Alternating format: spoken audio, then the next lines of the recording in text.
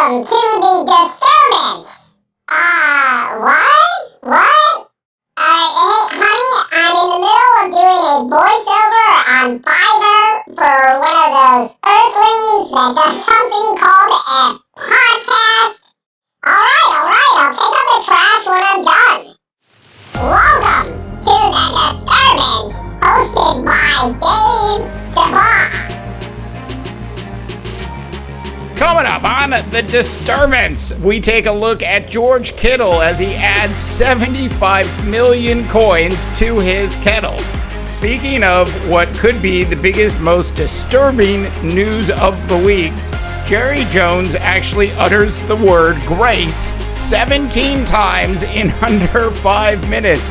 College football is a total mess because nobody's actually in charge. I've got Major League Baseball and good old Rob Manfred finally thinking about actually playing its playoffs inside a bubble. I will tell you who the ultimate placeholder quarterback in the National Football League is, and let's just say it's hard to believe, but a guy like Ryan Fitzpatrick has earned, wait for it, over $63 million in his career. Plus, I'll give you a quick breakdown of the upcoming National Basketball Association playoffs from that pixie dust protected National Basketball Association bubble in Orlando. All of that, and trust me, a whole lot more coming up on The Disturbance today.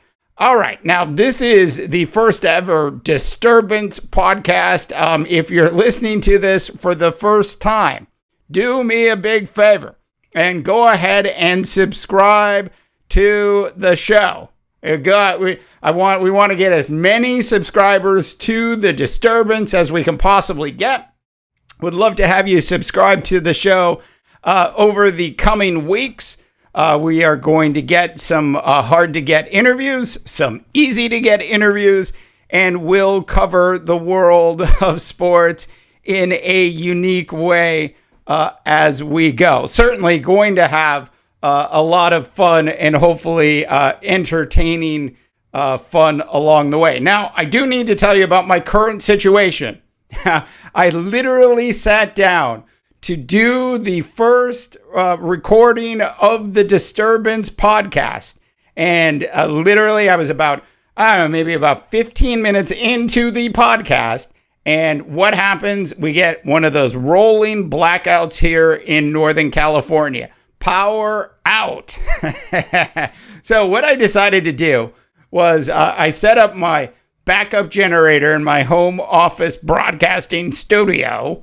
And I set all of that up and we're back up recording. So I am recording this very first ever Disturbance during a blackout in Northern California.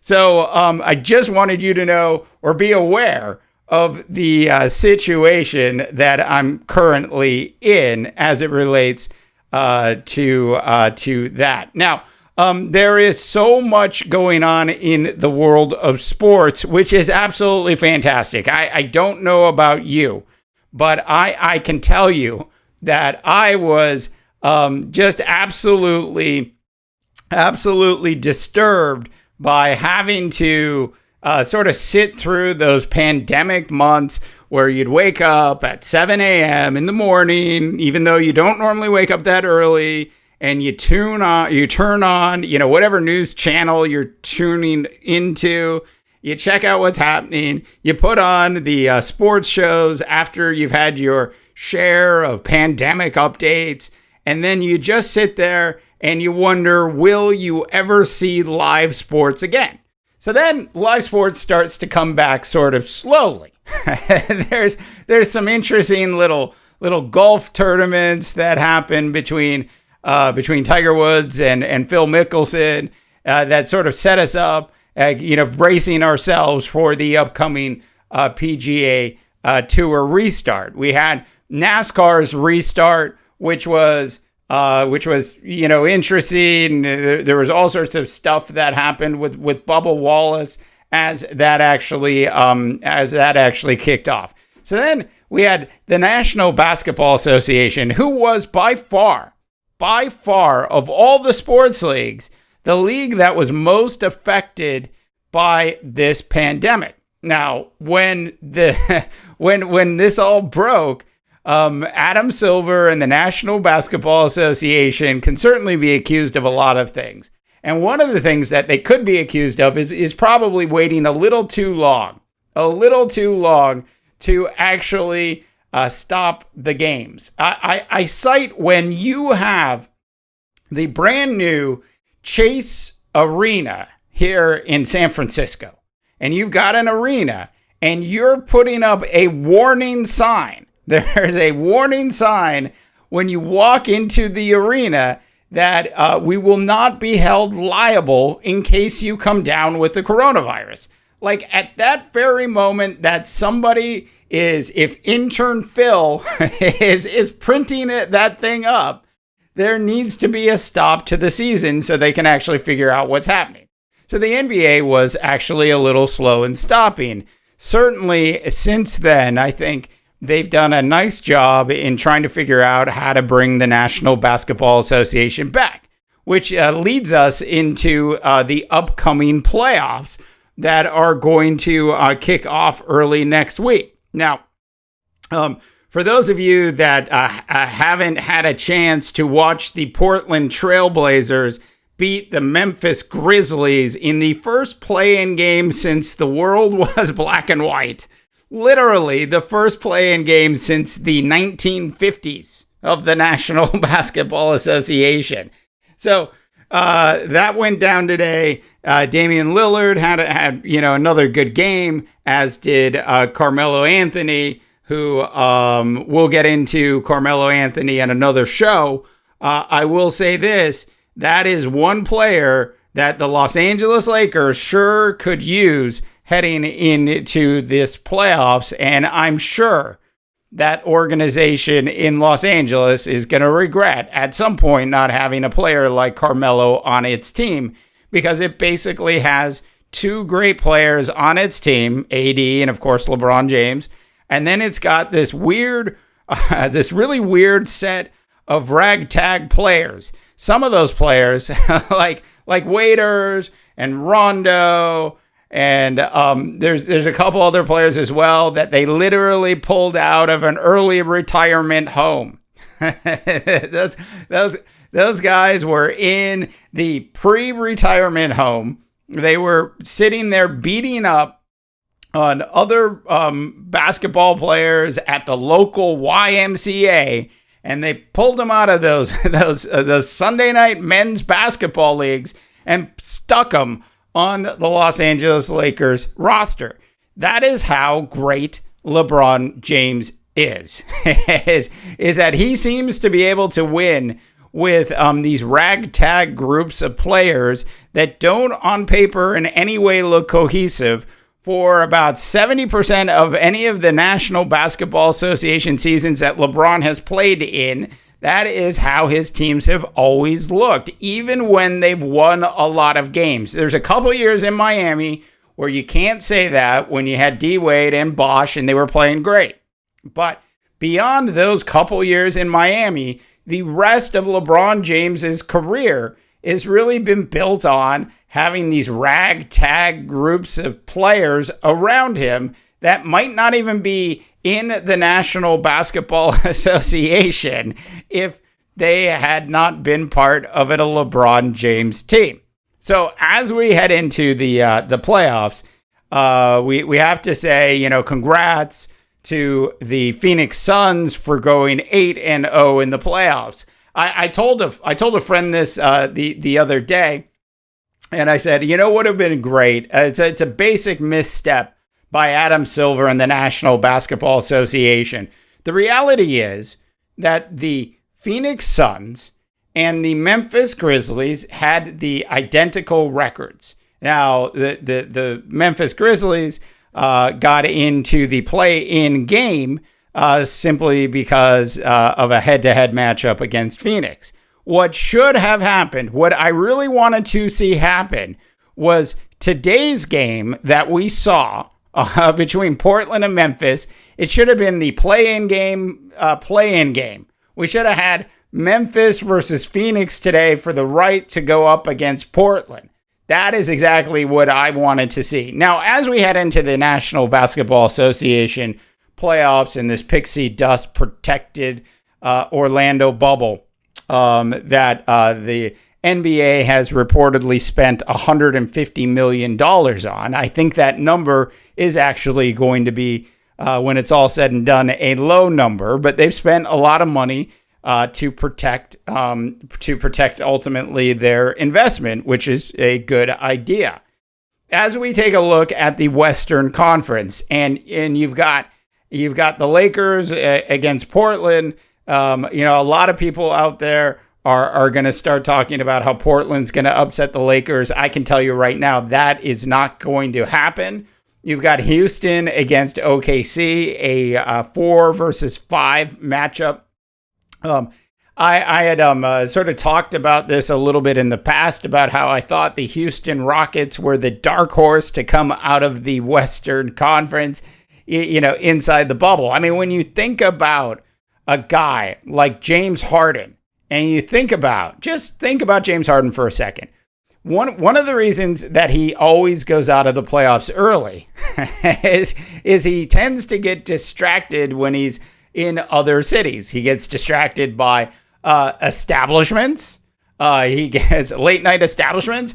He gets distracted by the crowds. He gets distracted by the heckling fans. He seems to not be able to handle the pressure.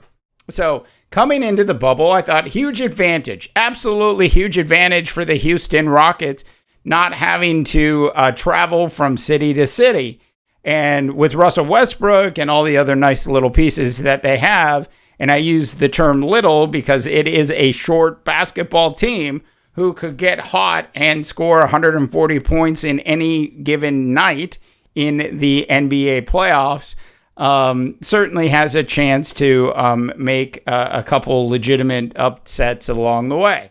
I thought this was a team that could take down the Lakers, could possibly take down the Clippers. Well, I don't think it's going to happen now because Russell Westbrook is hurt. I know he's going to be back midway through the next series, but it might be too little too late at that point. And then you've got Denver at Utah. It's the series nobody cares about unless you live in Denver or you live in the state of Utah. You've got Los Angeles Clippers against the Dallas Mavericks.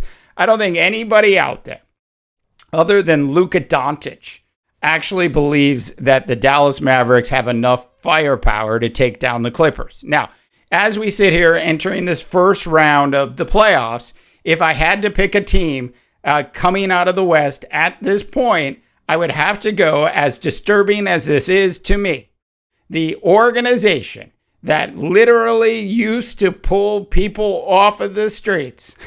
They would pull people off of the streets. They'd hand them a ticket. They'd put them in the stands. That is the Los Angeles Clippers organization. This is before they moved in to Staples Center. That is how bad that organization was for so long. So I have the Los Angeles Clippers, as hard as this is for me to say, as the team to beat in the West. Now, when you look back on the eastern side of your National Basketball Association playoffs, you've got Toronto versus Brooklyn. None of us think that Brooklyn is going to win. Boston should take care of a totally depleted, and even if they weren't depleted, a dysfunctional organization inside Philadelphia. And then you've got the Pacers versus Miami. And, I have to believe that the Heat are going to win that first series. And then you've got the Bucks versus Orlando. If you're looking at this, you're saying it's either got to be the Bucks or the Raptors coming out of the East. If I have to pick somebody today, I have to go with the it's like I don't even want to make a decision on this. I'm gonna have to go with the Bucks, but I reserve the right to change that after I see what happens in round number one.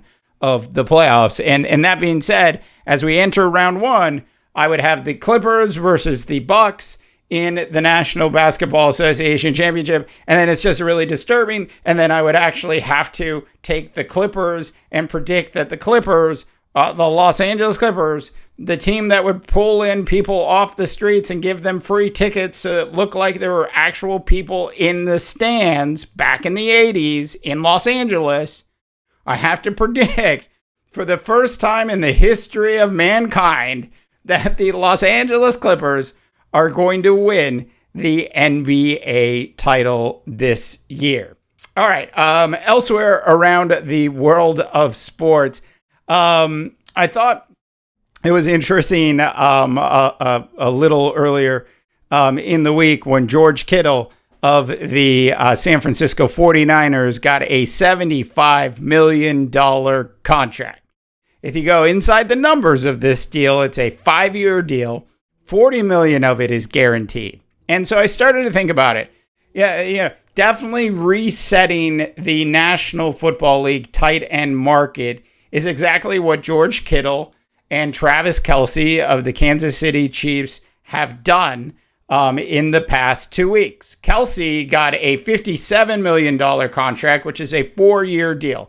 So Kelce's making a little bit less a year. He's making like 14.2 versus Kittle's $15 million a year salary. Kittle got like a $18 million signing bonus. I love those signing bonuses. I want to have a signing bonus where I just sign my name and then they just give me money. I haven't even done anything yet. And I sign my name and they just give me money. Hook me up with one of those things. I'm just saying. that would be absolutely great. So George Kittle gets his big contract. Travis Kelce gets his contract. One of the things, though, that is interesting about all of this is that the tight end position in the National Football League has really changed pretty dramatically over the last couple years. Now, we all know Tony Gonzalez statistically was the greatest tight end of all times. He played like 17 years in the National Football League. 17 years at tight end in the National Football League did Tony Gonzalez play.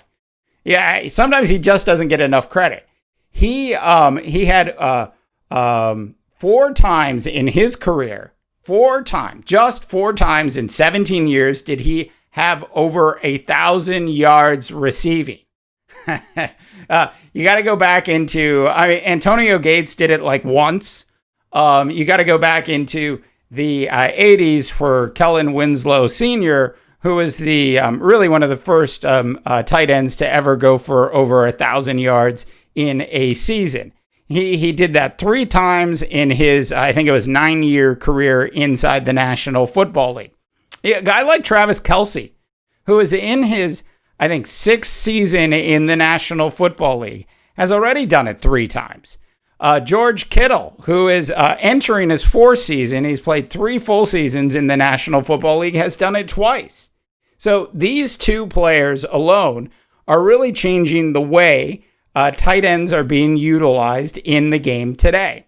It doesn't mean that Kelce and Kittle, it sounds like a name of a new podcast, the Kelce and Kittle podcast.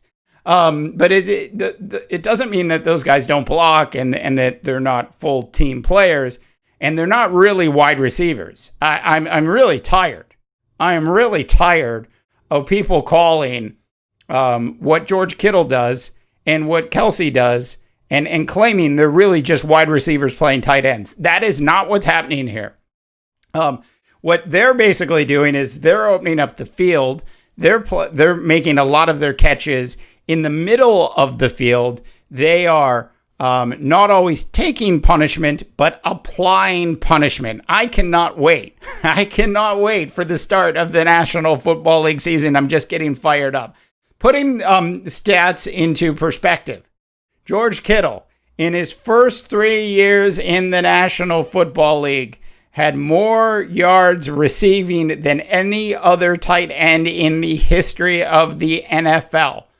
George Kittle has earned every one of those $75 million coins that he gets to put inside his actual kettle. All right, moving on to what I really believe. Now, that the podcast is called The Disturbance. And what I've really found to be one of the most disturbing things, these disturbing moment of the week, has to go to Jerry Jones of the Dallas Cowboys. Mister, I've been absolutely silent since the last time you saw me on my yacht during the National Football League draft.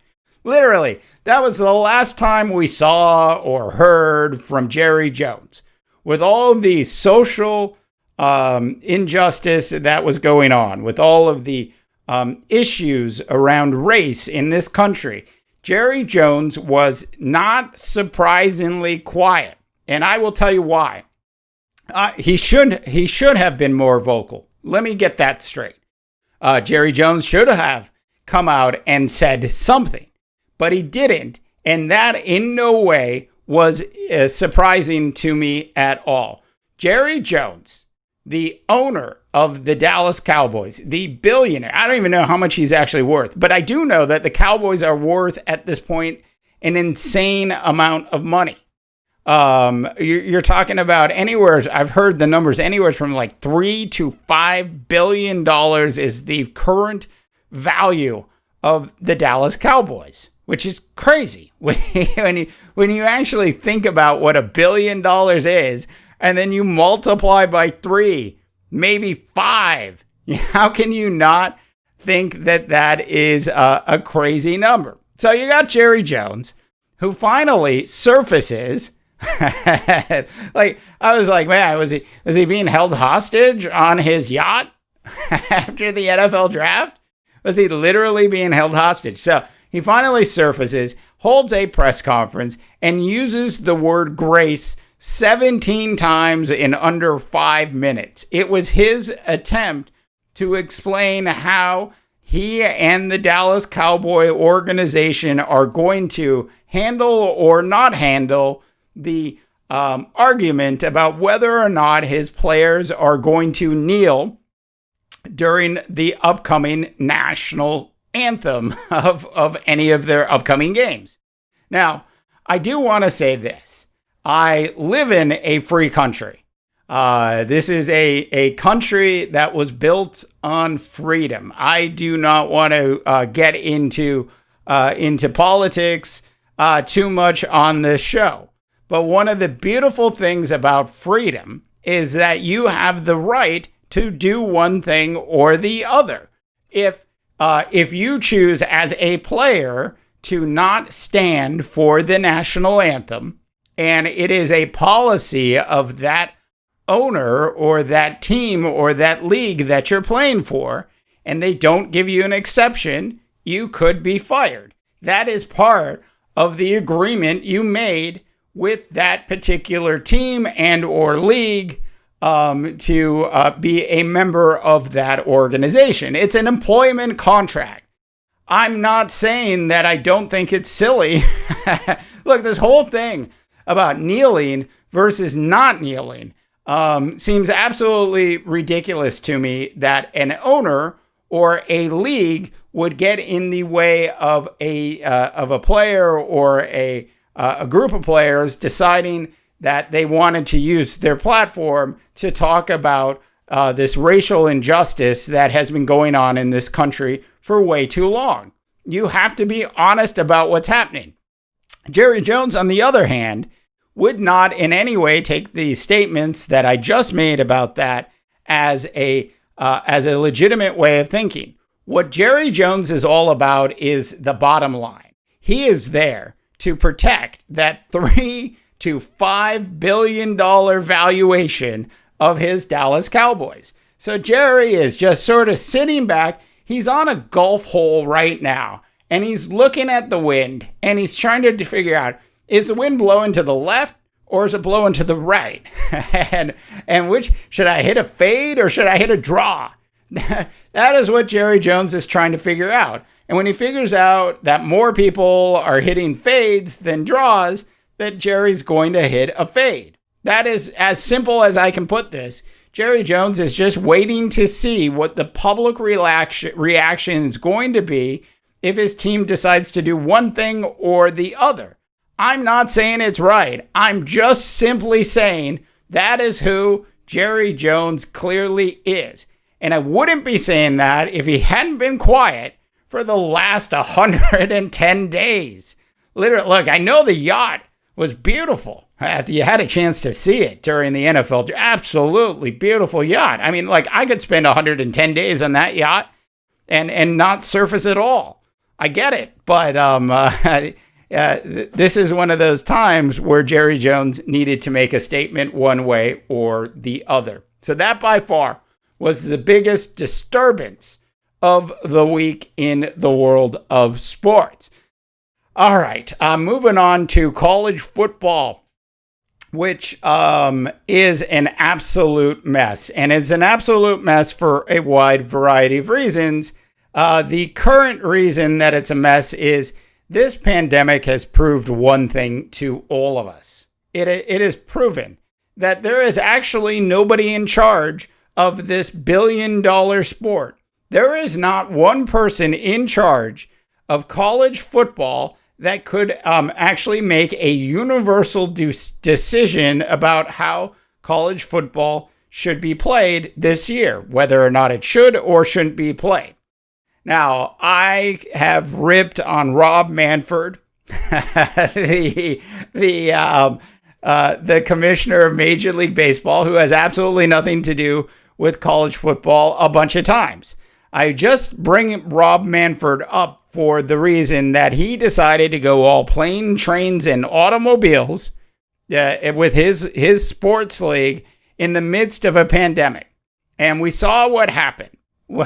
We saw what happened there. Look, he had a couple teams that couldn't stay out of late night establishments, that couldn't refrain from sneaking out at night to go hunting for something. And I'm not just talking about dinner. So these are grown adults who understand what the issues are as it relates to the coronavirus and the pandemic. These are teams that were, and in some cases, individual players that were totally selfish. These are, though, for all intents and purposes, adults. They are not college athletes. I have a couple kids who are entering their senior year of high school. And when they hit college, which is going to be next year, if you were to tell me that I was going to tell my daughter and my son, and I was going to say to them, I'm going to drop you off at the dorm. You're going to get COVID tested when you go in. You're essentially going to be in a collegiate bubble. And you can only go from the dorm to the practice facility and back every day. No stops along the way. Do you think that those 18 and 19-year-olds would actually abide by that? And the answer is hell no. Of course they're going to be kids, and of course they're going to think they can get away with it. And for all intents and purposes, might be able to. But the reality is, in college sports, the players are not adults yet in the way that a professional athlete is. They're just younger. They're going to make dumb decisions. That is part of what growing up is about. College is a big part of that. You need to make bad decisions. It's the only way you get there. So you just know that you've got these football teams, which of course are going to have really stringent COVID testing and policies. And even if you get 80% of the players to follow the rules, even if you get 80% of them, 80% follow the rules, it's those 20% that don't, that can literally bring down this entire attempt by the SEC, Big 12, and the ACC to play college football in the fall. As for the Pac-12 and the Big 10, which really doesn't just have 10 teams in it anymore, as for those two leagues, they were more worried about litigation. They were more worried about lawsuits. And I've heard a lot of people say, well, the real reason is that college football is not a religion in the Pac-12 and in the Big Ten the way it is in the SEC. And I said, that sounds crazy. But when you do think about it, I mean, how passionate are people up here in Northern California really about Stanford football? How passionate are people up here really about Berkeley football, the Cal Bears? When you get to Northwestern, how passionate is that fan base? Look, I get there are exceptions to the rules. Michigan, Wisconsin, Penn State, USC and UCLA, Oregon State. But for all intents and purposes, that statement's fairly accurate. Most of there's certainly religion is more of a college football thing inside the SEC than it is in any of the other sports leagues in the Power 5 conferences. So I get it. I get that they want to try. And the disturbing part of all of this is they're going to go play some games. They're going to play conference games. There isn't going to be any chance of having a national champion at all this year, which I guess is okay. All you're going to get is a SEC championship game, which isn't bad. It's not terrible. And then you're supposed to believe there as the public that the Pac-12 and the Big Ten are really, like 3 months from now, things are going to be so much better as it relates to the coronavirus spread that they're going to be able to play spring football? Are you really buying any of that? That sounds like a lot of, okay, we just need to keep our players from defecting. So we're going to say, this is what we're going to do. We're going to say we're going to play in the spring. We know it's not going to happen. And there's a couple of reasons it's not going to happen. We couldn't play the next fall season after the spring season because players in college football would be too beat up. You can't ask them to play 2 seasons in a row like that. We know that. I mean, college football players are not Major League Baseball players. They're not baseball players. They're not basketball players. They're not golfers. They're football players. They need, 3 to 4 months to recover after a season before they can even consider playing another season. It is a brutal sport.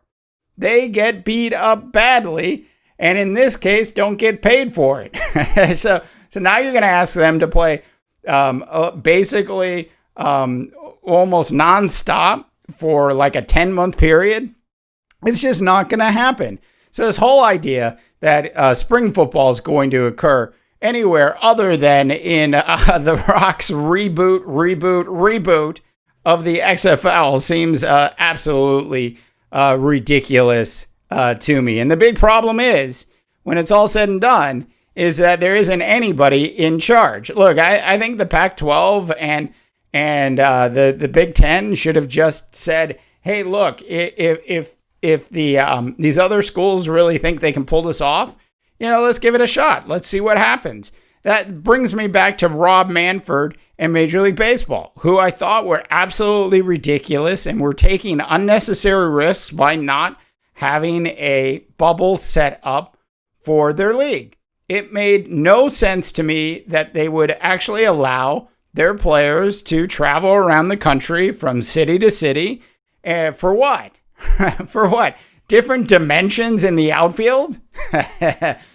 The ball carries differently at, Oracle Park than it does at Dodger Stadium. Like, for what? It just makes no sense. Like, at least the NBA and the NHL have figured out that the bubble was the way to go. And there was no reason to not sort of come up with a local bubble area for Major League Baseball. There's a couple cities that they could have easily pulled this off in. Phoenix is one. Las Vegas is another. But I mean, who really wants to play baseball in Las Vegas in the middle of the summer? But then you got several locations inside Florida that you could have pulled this off in. It just makes no sense. No sense at all that they didn't do a bubble.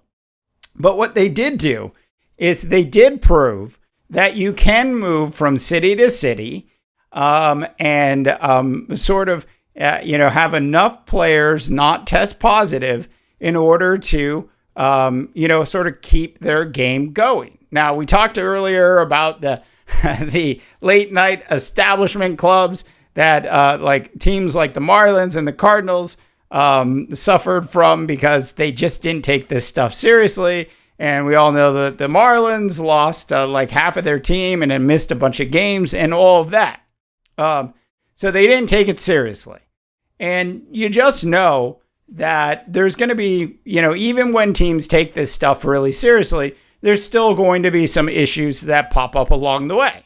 That's just how it is. That's what this virus is. It is as simple as a taxi driver, a bus driver, an employee at a hotel, a parking attendant. Look, it is easy to see that they're risking things that they don't need to risk if they had just decided to play in a bubble in the first place. That being said, they've still been a little bit more successful at sort of pulling this off because of their policies and tests that they're running on a daily basis. So Major League Baseball is finally considering, and Rob Manfred, and I've said it before, just absolutely ridiculous. He's like the commissioner that gets together with all of the owners and says, and basically says, we need somebody to make a decision about a Major League Baseball bubble. We need somebody to make a decision about what our testing procedures are going to be like when we bring Major League Baseball back. We need somebody to make a decision about how many games we should play this year. Hey, Rob, that is your job. Absolute worst commissioner in all of sports, Rob Manfred. You have won that award time and time again. Okay, so finally today on the disturbance, I thought for a second we should talk a little bit more. We should go a little bit deep inside the National Football League training camps, and we'll start to do this on a weekly basis. Sort of heading up to the kickoff of the NFL season. Same thing with the NFL season. Some sort of bubble scenario would have made a lot more sense for them. But anyways, I started to sort of look at this, and I was a big Tua fan. It's not like I've got a Tua autographed football in my home office. It's not like I have a Tua jersey, but I was a big fan of Tua. And I thought he was really one of the most entertaining college football players I'd seen in really the last 15 years inside college football. I also felt like, he seems like he's something that's pretty close to a sure thing. I'm not actually saying that Tua's going to win 5 Super Bowls in Miami. Hell, Dan Marino couldn't win any. I'm not saying he's going to be a Hall of Famer and wear a really terrible looking yellow jacket someday. I'm not saying that, but I am saying that I think Tua is a strong enough, good enough quarterback to be pretty successful inside the National Football League. I really think that is one of the things that I would say about Mr. Tua. And that. So I started to look at it. I was like, well, the Miami Dolphins, the Dolphins of all teams have the ultimate placeholder quarterback in the history of your National Football League. That's right. I'm talking about Ryan Fitzpatrick of the Miami Dolphins. Good old Ryan Fitzpatrick. I mean, Fitzpatrick has been the ultimate placeholder quarterback in the National Football League basically for his entire career. Fitzpatrick has played for the Rams, the Bengals, the Bills, the Texans, the Titans, the Jets, the Buccaneers, and then he finally ended up in Miami. If you need a quarterback that can come in and basically handle your team for a couple of years and do a good job just sort of as a placeholder quarterback before you need anybody else to take over the team. Fitzpatrick is the perfect placeholder quarterback. In his career, Ryan Fitzpatrick has thrown for over 3,200 yards. He has 210 touchdowns against 161 interceptions. Look, there have been a lot of journeyman quarterback in the NFL, but none of them have put up the numbers like Fitzpatrick. The thing I always say about Fitzpatrick is, like, he literally can be a great quarterback, look like he's heading to the Hall of Fame someday, one week, and then the next week look like he should be bagging groceries at a grocery outlet. That is exactly who Ryan Fitzpatrick is. So for Tua and the Miami Dolphins, to have a guy like Ryan Fitzpatrick there, especially at the beginning portion of Tua's career, is going to be a huge benefit for that entire organization. Look, I don't know if Tua's going to start by the 4th week, the 10th week, or the following year, but one thing is for certain, that while they've sort of figured those things out, I mean, he could be the starter on day one. Either way, the Dolphins, at least for this year, have an outstanding placeholder quarterback in place if they need him. All right, thanks so much for tuning in to The Disturbance. This show is going to be a weekly podcast. Sometimes we'll knock out a midweek show every once in a while, so be on the lookout for that. We really want you to subscribe to The Disturbance. For more information on the show as well, check out our big website at mighty.rip. I'm Dave DeBaugh for The Disturbance, reminding you that referees always are just one bad call away from making it on to The Disturbance. Thank you for tuning in to The Disturbance, hosted by Dave DeBaugh. Please go ahead and subscribe